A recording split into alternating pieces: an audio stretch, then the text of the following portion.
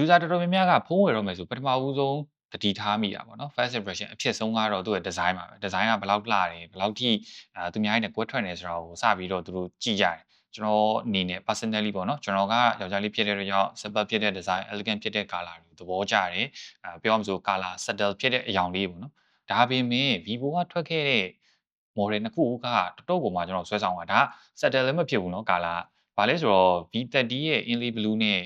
Vivo H200 series ရဲ့ blue ပေါ့နော် color တွေကတော်တော်ကိုမှ dramatic ဖြစ်တယ်လို့ပဲပြောရမလားဗဂျီကားဆန်နေကြည့်ရတာတကယ်ကိုမှ authenticity ကောင်းတယ်ဗျာအဲ့လိုမျိုးဖုန်းလေးရှိရဆိုတော့ဒီ Vivo အနေနဲ့ဘယ်လိုမျိုးdesign ကဘယ်လို audience အတွက်သွားလဲဆိုတာကိုတစ်ချက်လောက်ရှင်းပြပေးပါဟုတ်ကျွန်တော်တို့ကြတော့ဒါ Vivo မှာကြတော့ကျွန်တော်တို့ဒါရှိရ series ပေါ့နော်ဟိုလက်ရှိကတော့ကျန်ခဲ့တဲ့နှစ်ကကျွန်တော်တို့တွေ V series ရှိတယ် Y series ရှိတယ်ပေါ့ဒါပေမဲ့ဒီနှစ်မှာတော့ကျွန်တော်တို့တွေဒါမကြသေးခင်မှာကျွန်တော်တို့လည်းမိတ်ဆက်ထားတယ်ကျွန်တော်တို့ရဲ့ flagship series ဖြစ်တဲ့ဒီ 8 series ကလည်းမိတ်ဆက်ထားတာဆိုဒီ series တိုင်းမှာကျွန်တော်တို့က target audience ကမတူဘူးဆိုတော့ဥပမာပြောရမယ်ဆိုရင် V series ဆိုရင်ဒါကျွန်တော်တို့ဒါပြောမယ်ဆိုရင် flagship mirage ပုံမှာ flagship ပုံစံမျိုးထုတ်ပေးထားတာဖြစ်တဲ့အတွက်ဒါအဲ့ target audience အသက်အပိုင်းခြားကျွန်တော်တို့ဒီ audience အများစုအကြိုက်မဲ့ color မျိုးလေးတွေ design မျိုးလေးတွေကျွန်တော်တို့အများစုလောက်ကြတာပေါ့နော်ဥပမာ Y series ဆိုရင်လည်းဒါ young bike ပေါ့နော်လူငယ်တွေလူငယ်ဆန်းဆန်းနဲ့အဲ့လိုတက်ကြဖြစ်မဲ့color မျိုးတွေ themes မျိုးတွေကိုသွားပေးရတာအဲ့လိုဆိုဒီ series တစ်ခုနဲ့တစ်ခုမှာတော့ကျွန်တော်သွားတဲ့ color themes လေးတွေကတော့မတူဘူးဗျသူ target audience ကိုတီးပြီးတော့ဟိုဖြစ်တာထုတ်ပေးထားတာဆိုတော့လေအဲ့လိုဆိုကိုကောင်းအနေနဲ့ဟောကျွန်တော်တို့ဒီ series တွေအကုန်လုံးအများစုသုံးမှုလားဆိုတော့ဘယ် series က color လေးတွေသဘောကျတယ် display တွေကိုသဘောကျတယ်display ကတော့ကျွန်တော်အနေနဲ့ပြောရမယ်ဆိုလို့ရှိရင် display ဆိုတာတဲ့ display အမျိုးအစားပေါ့နော်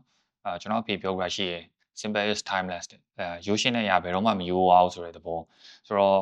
ဒီကျွန်တော်တို့ 3D cap display ဘယ်လောက်ကောင်းဘယ်လိုပဲကင်လို့ကောင်းပြီးတော့ quad cap display တွေကဘယ်လောက်ပဲအထာကျဘယ်လောက်ပဲ premium ဆန်တယ်ပဲပြောအချိန်တန် flat display ကပြန်ပြီးတော့တစ်ခေတ်ပြန်ထွန်းလာအောင်ပါပေါ့နော်အဲ့အတွက်ကြောင့်ဒီ flat display တွေကဒီအကျန်းခံတဲ့အပိုင်းရောပြီးတော့ accessory ရှားပါတဲ့ပြဿနာကိုတစ်ခါတည်းဖြေရှင်းမိတာဖြစ်သွားတယ်ပြောချင်တဲ့သဘောကြောင့်ကျွန်တော် cap display ဆိုလို့ရှိရင်မှန်ကတ်ကအဆင်မပြေတာတို့ကာဘာနဲ့ဒီမှန်ကတ်နဲ့ကြားထဲမှာလေခိုသွားတဲ့ပြဿနာမျိုးတွေအဲ့မျိုးဖြစ်တယ်ဒီ flat display တွေကတော့ easy ပဲကျွန်တော်တို့ကြိုက်တဲ့ကာဘာတက်ကြိုက်တဲ့မှန်ကတ်ကတ်လို့ရတယ်ဆိုတော့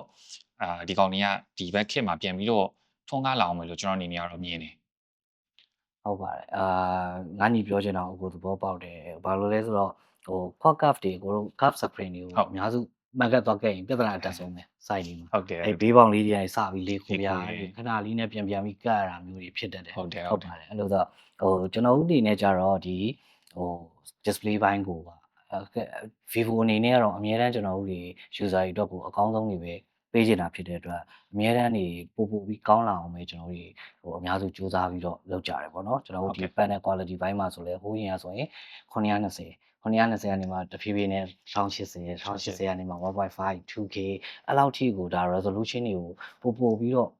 ကောင်းလာအောင်ကျွန်တော်တို့ upgrade လုပ်ပေးတယ်ဒါအပြင်ကျွန်တော်တို့ပေါ့နော်ဖုန်းကြည့်ရတဲ့ usage ပေါ့နော်screen ကိုဒါကြီးကျယ်ပြန့်မြင်ရတယ်ဆိုတဲ့ခံစားချက်မျိုးရအောင်ဘေးပေါင်ပေါ့နော် bezel တွေဆိုလဲကျွန်တော်တို့ဒီပါအောင်ပို့ပြီးတော့ကောင်းမွန်အောင်ထုတ်လုပ်လာတာဒါပြောမယ်ဆိုသုံးစွဲသူ user တွေကိုကျွန်တော်တို့တွေအကောင်းဆုံးပေးခြင်းတယ်ဆိုတဲ့စိတ်နဲ့ပဲကျွန်တော်တို့တွေဒါတဖြည်းဖြည်း upgrade လုပ်လာเนาะအဲ့လိုဆိုကိုကောင်းအနေနဲ့ရောကျွန်တော်တို့ဒီ Vivo phone series စုံတွေကနေအကြိုက်ဆုံး display တစ်ခုခုပြောပါဆိုရင်ဘယ် product ကိုပြောချင်လဲကျွန်တော်အနေနဲ့ကတော့မိတ်ဆက်ထားတာမကြသေးတဲ့Vivo ရဲ့ H300 လို့ပဲเนาะဘာလို့လဲဆိုတော့အကိုအရှိမပြောခဲ့သလိုပဲကျွန်တော်တို့တွေကဖုန်းဝင်လိုက်ပြီဆိုအကောင်းဆုံးဆိုတဲ့ quality ကိုပြန်လိုချင်ကြတယ်ဆိုတော့ကျွန်တော်တို့ display တစ်ချက်ကိုကြည့်လိုက်တဲ့အချိန်မှာသူ့ရဲ့ display က bezel-less ဖြစ်ရမယ်ပြီးတော့ကျွန်တော်ကင်ထားတဲ့အချိန်မှာရှိနေတဲ့ဖုန်း body နဲ့ ratio ပြန်ချလိုက်မယ်ဆိုလို့ရှိရင် screen to body ratio များရမယ်အဲ့ဒါအပြင်ကျွန်တော်တို့အချင်းချင်းပြန်ကျွယ်လို့ရအောင်ငါရဲ့ bezel လေးက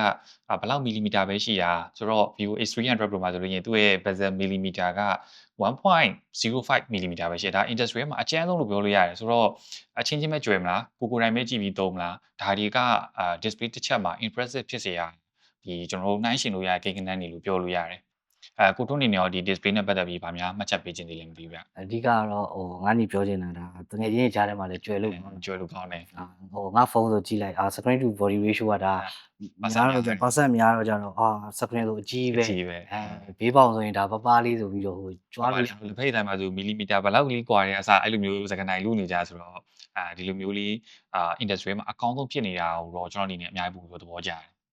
ဟုတ်အဲ့လိုဆိုတော့ဒါပြောမယ်ဆိုရင်ကျွန်တော်ဒီ Vivo အနေနဲ့လည်းဒါ product တိုင်းကိုတော့ဒါကျွန်တော် user တွေအတွက်ကိုပို့ပြီးတော့ကောင်းအောင်ကျွန်တော်တို့တွေစူးစမ်းပြီးတော့အများတန်းထုတ်နေပါတယ်အဲ့တော့ကျွန်တော်ကြည့်ရှုနေတဲ့ပရိသတ်တွေအားလုံးလည်းကျွန်တော်တို့ Vivo ရဲ့ထုတ်ထားတဲ့ဒီထုတ်ကုန်တွေအားလုံးတွေကနေဘယ်ဖုန်းရဲ့ display ကိုကြိုက်နှစ်သက်တဲ့အရာလေးတွေကို comment မှာတစ်ချက်ဖြည့်ဆို့ပေးသွားကြပါဦး